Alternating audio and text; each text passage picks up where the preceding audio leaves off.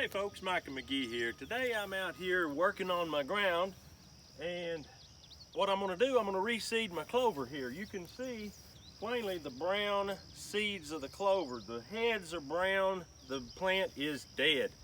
That is what makes crimson clover different from other clovers. It's like an annual. You need to plant it every year, but I don't do that. I let it plant itself back, and as you can see, this here was a thick stand. It was beautiful earlier, and you can see the beautiful red clover here, but now it's all dead. Now what you see beside it here is a different kind of clover, and it's still green. It's the imperial whitetail clover. So if you're wanting clover that stays green all the time, then crimson clover is not what you want. But if you want a very luscious clover that grows fast, produces a lot of nitrogen and a lot of blooms for bees early, then crimson clover is what you want.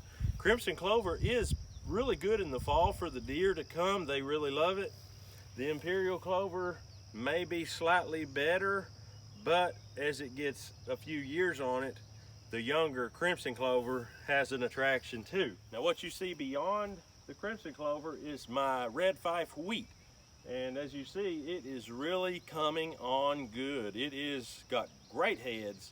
Looks like we're gonna have somewhat of a good crop of wheat, and we're looking forward to that maturing where we can get in here and cut what we're gonna do here. This is the third year I've had this clover here without planting it.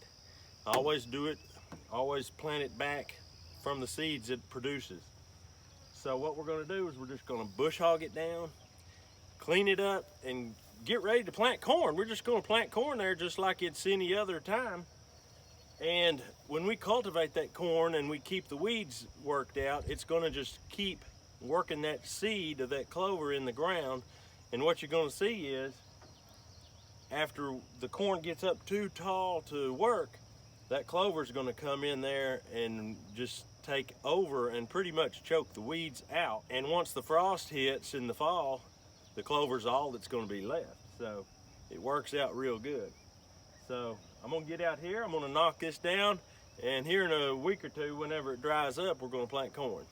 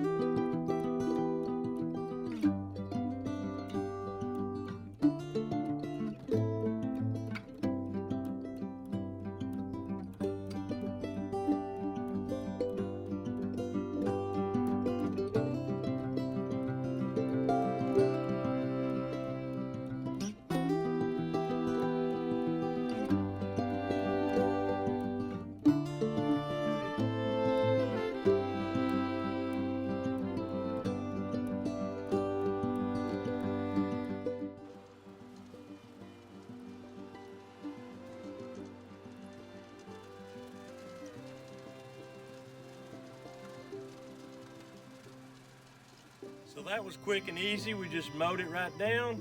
It's ready to just go ahead and do what it's gonna do. So I know I've spoke a lot about crimson clover, and I've showed you how it is in a lot of aspects, but this is one aspect that I haven't really showed you, how to reproduce your own without buying the seeds. So you buy it the first time, and if everything works right, it can be maintained to continue on without repurchasing seed. Now I'm all the time buying more seed and putting it here and there in other places because I have quite a few little fields.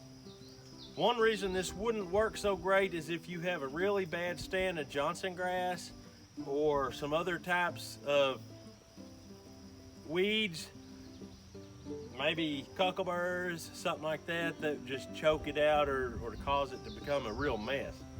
But if you have a field that just has the average weed, especially if you're raising corn. Now that's the thing I like about this, is because you raise it, it actually helps keep the weeds out during the off season.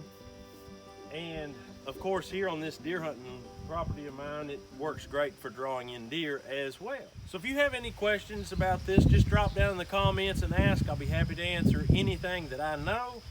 But for now, that's all we've got for you. We appreciate you. We hope you have a great day. We'll see you on the next video.